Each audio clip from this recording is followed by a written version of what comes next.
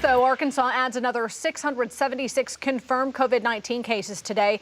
Thanks for joining us for your 5 News First at 4. I'm Erica Thomas. And I'm Veronica Ortega. That brings the total to 70,125 confirmed cases. The state also adding 188 new antigen tested probable cases. Arkansas also has 139 probable deaths. That means the patient died having had only an antigen test before passing away. The total confirmed deaths now passing 1,000 to 1,009. Arkansas did see a decrease of 18 active cases. That now stands at 5,701 active cases. 675 more people in the state have recovered. A total of 63,415 people have recovered.